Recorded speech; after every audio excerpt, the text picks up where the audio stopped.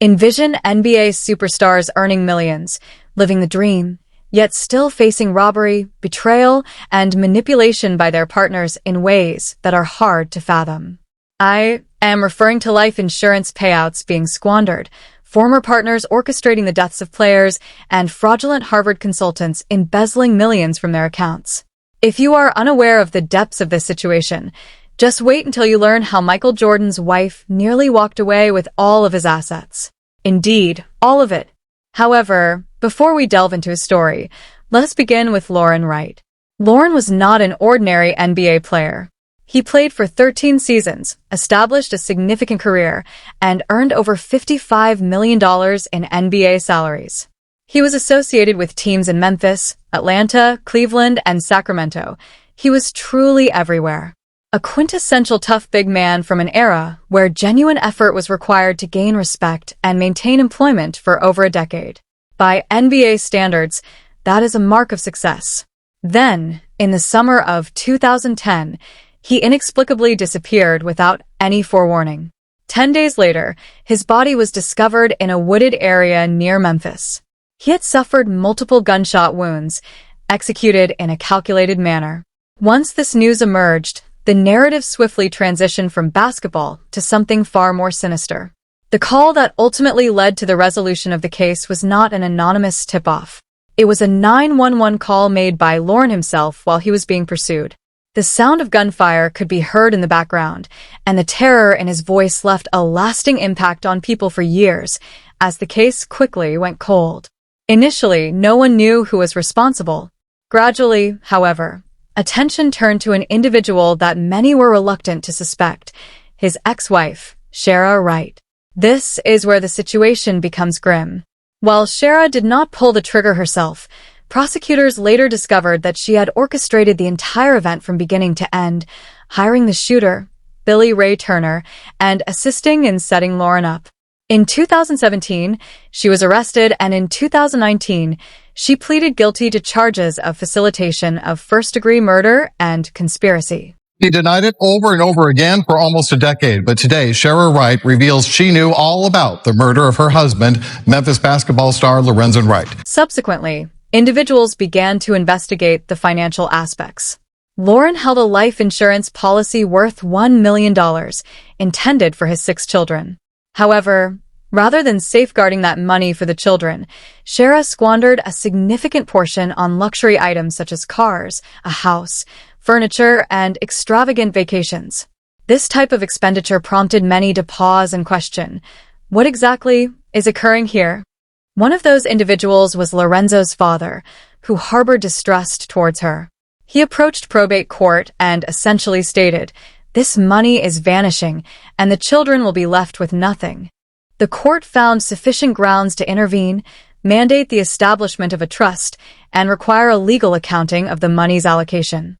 Such actions are taken only when a judge suspects serious irregularities. This is where the discussion regarding motive intensified. Shara's attorney attempted to shift the narrative, asserting that her actions were not motivated by financial gain, but rather by years of abuse and fear. While this argument may seem plausible, it is important to note that the divorce had been finalized months prior to Loren's death. Consequently, this significantly undermined the defense's position, and rightly so. However, it is worth mentioning that public outrage extended beyond the murder itself. It was largely fueled by the events that followed. Shara received a 30-year sentence, but according to Tennessee law, she could be eligible for parole in approximately 9 years. Thus, after committing murder and misappropriating funds intended for 6 children, she could potentially be released after serving just 9 years. If that does not constitute injustice, I am uncertain what does. Yet, if you believe this case is the most disturbing, the subsequent story portrays Shara as a mere petty criminal. Following a murder motivated by insurance money, one might assume that the situation could not become any more sinister without additional fatalities. However, this case diverges from that expectation, as no one was shot. Instead, they were completely financially obliterated. The focus of this narrative is on one woman, Peggy Ann Fulford. Peggy and Fulford did not enter the lives of athletes wearing a ski mask or wielding a firearm. She entered with a smile, exuding polish and confidence, articulating all the appropriate sentiments. She informed others of her Harvard education, boasting not just one degree but multiple, including those from law and business schools. It was the complete elite package, the type of resume that effortlessly lowers defenses, particularly for a young athlete who has transitioned from college dormitories to sudden wealth. The crucial aspect here is timing. Peggy did not pursue random individuals. She specifically targeted athletes during tumultuous periods, whether they were signing new contracts, undergoing transitions, facing retirement or divorce, or simply experiencing loneliness. For instance, Dennis Rodman was grappling with addiction and financial difficulties when she intervened. Her selection of vulnerable individuals was not coincidental. It was a calculated strategy. She presented herself not as a hustler but as a savior, claiming she did not require money, asserting that she worked pro bono due to her existing wealth. This statement alone should have raised a red flag of enormous proportions, yet it proved effective. Why? Because it altered the power dynamic. The athlete no longer appeared to be the affluent target. Instead, they felt as though they were the chosen ones. Once she gained access, she assumed complete control over everything, including bank accounts, passwords, credit cards, and financial correspondence. Some victims later reported that they were unaware of the whereabouts of their funds. The situation escalated dramatically. She did not merely siphon off small amounts of money. Instead, she executed a full-scale operation, transferring millions from their accounts into hers, which were then funneled into luxury vehicles, airline tickets, rent, shopping sprees, and real estate, all while assuring the athletes that their money was secure and invested. Dennis Rodman later expressed that he had entrusted her to such an extent that she managed nearly all aspects of his finances. By the time he recognized the issues, there was virtually nothing remaining. The same narrative applies to Travis Best and Rashad McCants, as well as former NFL star Ricky Williams. These individuals were not lacking in intelligence. These individuals placed their trust in the wrong person at an inopportune moment. Additionally, there were rumors and numerous victim testimonies indicating that she became romantically involved with the players, as trust is more easily exploited when an emotional connection exists. Now, let us discuss the credentials, as this aspect is quite amusing. Recall the Harvard Law and Business School degrees we previously mentioned? They were entirely fabricated, and she was not merely telling small lies. She created an entirely new persona, with various names and backstories tailored to her audience. By the time the case caught up with her, the damage had already become irreparable. Some victims found themselves completely destitute. In 2018, the consequences finally materialized. The court sentenced her to 10 years in prison and mandated nearly $5.8 million in restitution. Even then, many questioned whether this punishment was sufficient. The reality is, lost years, shattered trust, and the psychological trauma of realizing that someone systematically dismantled your life while feigning friendship cannot be compensated. Public opinion was also polarized. Some individuals blamed the athletes for their naivety, while others highlighted that the system does little to equip young players against predatory manipulation. The story gained such notoriety that a documentary was produced about her. Peggy targeted athletes. I handed over $6 million to Peggy. She was friend, she was family. Like a wolf in sheep's clothing. And if you think this was the worst story of betrayal in NBA history, wait until you hear about the next one. After hearing what happened to Lawrence and Wright and Dennis Rodman, you might think nothing could top that level of chaos. But then you remember Dirk Nowitzki, one of the most low-drama superstars the NBA has ever seen, with no scandals and no mess. At least until 2009. At the absolute peak of his career, Dirk was engaged to Crystal Taylor. Not dating, not casually seeing engaged. I mean, ring-on-the-finger wedding planning type of engagement. And then out of nowhere, police showed up at Dirk's own house and arrested her. And apparently, she had multiple outstanding warrants from actual theft to violating probation. And it turned out this wasn't some recent mistake. This was the end of a very long criminal paper trail that somehow never came up until now. Crystal Taylor had a history of forgery, theft, and fraud that stretched back more than a decade. One of the most embarrassing details was that she had literally been arrested before for not paying for dental work. I'm not exaggerating. That's on record. And the probation she violated while living with Dirk came from a 12-year-old forgery and theft case she never properly resolved. So, when she was arrested in Dallas, the whole thing exploded publicly. Dirk was in the middle of the NBA season when this happened. Cameras were everywhere. Reporters were relentless. And suddenly, this quiet franchise legend had to explain why his fiancée was being taken away in handcuffs from his house. Then it somehow got worse. Around the same time, Crystal told people she was pregnant with Dirk's child. And of course, the story spread fast, but almost immediately the details didn't add up. Medical records didn't support it, and eventually it became clear that the pregnancy claim was not true. Fiance at the time got arrested. And you applied for custody of a kid that didn't exist because she said she was pregnant. Yeah, correct, which we didn't know at the time. Right. So it was heavy stuff. Crystal Taylor was sentenced to 5 years in prison for violating probation. And once all the records came out, people started asking the obvious question.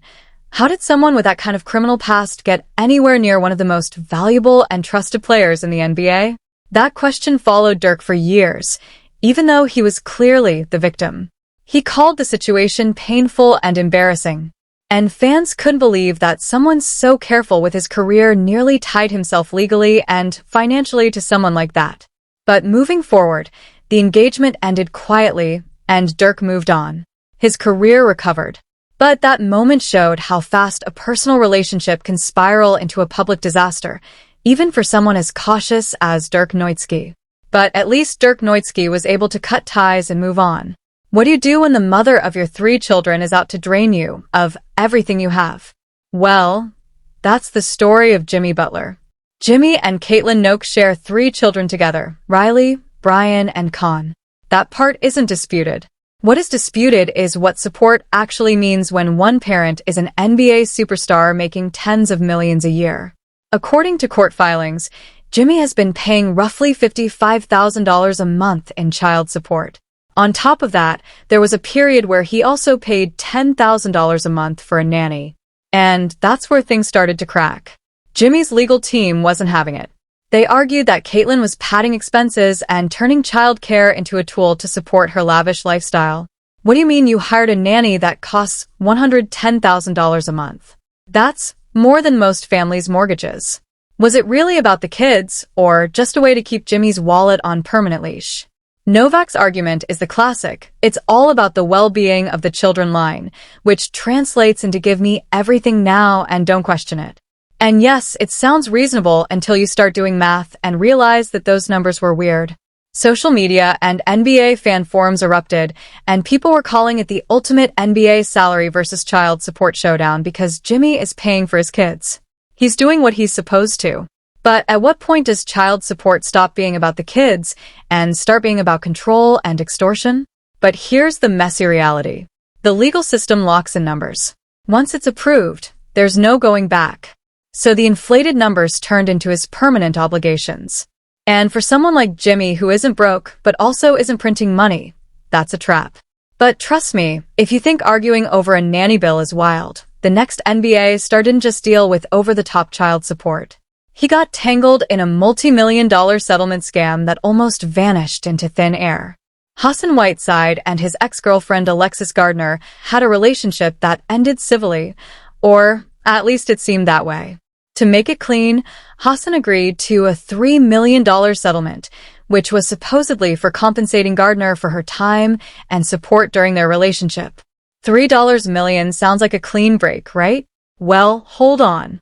Whiteside wired $2.75 million to the attorney handling the deal, Michael Avenatti. Yeah, that Michael Avenatti, the guy who later became infamous for Stormy Daniels and a laundry list of other criminal convictions. Here's where it gets wild. Avenatti pocketed almost all of that money. We're talking private jet shares, flashy lifestyle expenses, and straight up lying about what Gardner was owed. Bro was willing to swipe it all. Well, Jesse, a new lawsuit reveals that Michael Avenatti allegedly embezzled some of his own clients' cash and spent it on a private jet. The lawyer is accused of squandering a $3 million settlement. Alexis Gardner, who was expecting a life-changing payout, saw only about $194,000 hit her account. The rest gone. And every time she asked, Avenatti fed her excuses. It was either the payments are processing or the funds are on the way, while he was basically living off the settlement like it was his own personal bonus. By 2022, karma finally caught up. Avenatti was sentenced to 14 years for embezzling from multiple clients, including Gardner. But for Whiteside, he became the accidental headline. Public perception briefly painted him as the problem when really he was the one being robbed. Both Whiteside and Gardner tried to play it cool publicly, but behind the cameras it was chaos. I mean, how does $3 million just vanish like that? On one side, I'm happy his ex-girlfriend didn't get the money, but on the other side, Hassan still lost $3 million, and twice if you think about it. Next up, we're diving into Jordan's huge divorce. The one that cost him hundreds of millions and shook the NBA world like nothing else. If you think NBA salaries are big now, imagine what it looked like when Michael Jordan, the guy who basically took the league global, went through a divorce in the mid-2000s. Statement from attorneys who represent the couple. It reads, Michael and Juanita Jordan mutually and amicably decided to end their 17-year marriage. A judgment for dissolution of their marriage was entered today. There will be no further statements. Remember, this was back when Jordan's name alone made the league billions. So when the marriage with Juanita Venoy broke up in 2006 after 17 years together, the entire league went into shock. And you can't blame them, because Michael and Juanita met in the late 80s, got married in 1989, and for almost 2 decades, they seemed like the picture-perfect NBA power couple. I mean, after 3 kids, 6 championships, and the biggest brand the NBA ever witnessed, what more could you possibly want? But then behind the scenes, that public image couldn't be further from the truth. From the infidelity rumors to the tension from the stress of constant travel and the pressure of carrying a franchise on his back while trying to be a present husband and father, it was messy. And like most things in MJ's life, it got expensive. Really, really expensive. After the divorce finally became official in 2006, Juanita reportedly walked away with about $168 million. That's larger than the entire career earnings of some second-round NBA players. And remember, this was at a time when Michael's reported NBA career earnings hadn't even topped $95 million. In other words, she got paid more from the divorce settlement than the NBA had paid him in total. But it gets crazier. Juanita didn't just take the cash. She also took the 7-acre Chicago mansion, and she got joint custody of their 3 kids. And oh yeah, the costs didn't stop at the $168 million. The legal battles were long and expensive, meaning Jordan paid tens of millions more in attorney fees. When the press initially reported it, the official line was amicable divorce and mutual respect. But insiders later leaked a very different narrative. This wasn't 2 adults walking politely away from each other. This was a tectonic shift in one of the most public relationships in sports. And perhaps the biggest lasting impact was the prenup playbook that came after that. After this, MJ's second marriage, Tiet Prito, in 2013 came with one of the toughest prenups in celebrity sports history, which is fair considering what the man went through before. Next up, let's talk about Allen Iverson and Tana Turner. If you are one of those NBA fans who think NBA money makes everything easy, Allen Iverson's divorce story would hit you like a reality check you didn't see coming. See, Iverson and Tana Turner were high school sweethearts turned power couple. They got married in 2001, 5 kids deep, and living the NBA life until everything cracked. When Turner filed for divorce in 2010, it was absolute chaos, like a reality show playing out in real life, except with NBA money and very real consequences. The couple eventually settled for about $3 million plus assets and child support. Sounds tidy, right? Except it wasn't. Turner wanted to make sure she wasn't just covered for now, so she demanded roughly $2 million in future child support payments running through 2026. Iverson was ordered to pay about $8,000 a month. But let's just say being on time wasn't always his strong suit. But here's where it gets even messier. Iverson, despite being one of the NBA's brightest stars, had a history of financial chaos. At the time, he was young, so he blew through money. And Turner, meanwhile, was playing her cards like a pro and waiting to hit him where it hurt the most. It wasn't only about the money. It was also about control, leverage, and making sure he was at her mercy. And yet, the ultimate twist is that years later, Iverson and Turner reconnected and reconciled, with Iverson publicly saying that the divorce was a turning point that ultimately led him to change his life and become sober. That's right, the couple who fought over millions and custody ended up back together. Matt Barnes and his ex-wife Gloria Govan had a relationship that was messy enough on camera. She was a reality TV personality on the show Basketball Wives. While he was known as a tough defender in the league, but then their divorce took it to a whole new level. After a split from Gloria Govan, their relationship didn't just end with a signature on a divorce document. It exploded into lawsuits, embezzlement claims, and family betrayals that could make anyone's head spin. The couple first locked horns over child support. Barnes ended up settling back payments for roughly $275,000, which at least closed that chapter kind of. But here's where it gets messy, eh? Barnes fired back with his own lawsuit. He claimed that Gloria, her brother, and her parents allegedly embezzled over $300,000 from his accounts to buy a property in California without his knowledge. We're talking forged signatures, a shell company, Mango LLC, and financial maneuvering that would make even Wall Street blush. 2014, there was something about her forging a signature on a $150,000 loan. Then there was, in 2018, you sue her for allegedly embezzling $300,000. That's how far Gloria was willing to go. Well, that's why I say there's a bunch of lawyer fees. And like all villains do when they get caught, she countersued for defamation, claiming Barnes's public accusations were hurting her career and reputation. And yes, the drama also included unauthorized charges on Barnes's credit card, allegedly tens of thousands of dollars, which she denied. And as messy as this sounds, brace yourself, because finally we get to talk about Anthony Edwards.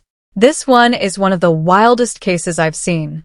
At just 24, Edwards found himself caught up in a pregnancy and custody drama with 39-year-old Aisha Howard.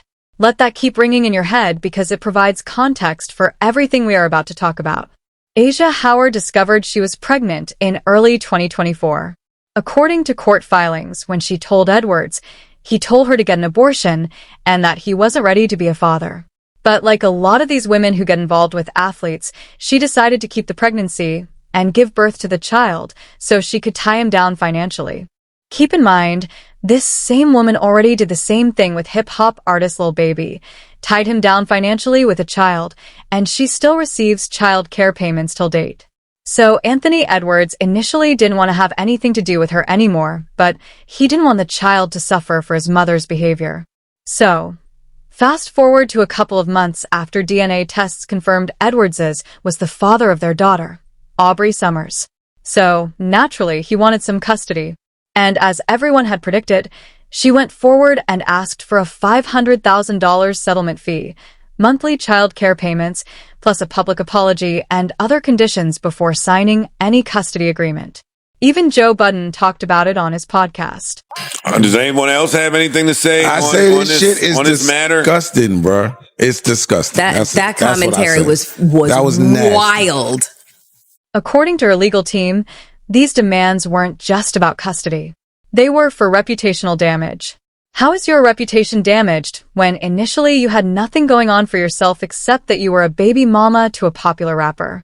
Well, Edwards offered $1 million upfront, which she denied because she wanted to keep milking him of his money on a monthly basis. There was a rumor going on the internet saying that he paid the $1 million plus in child support all up front, $5,000 per month. She came out and debunked that. At the same time she was debunking it, I was talking to my girl debunking it too.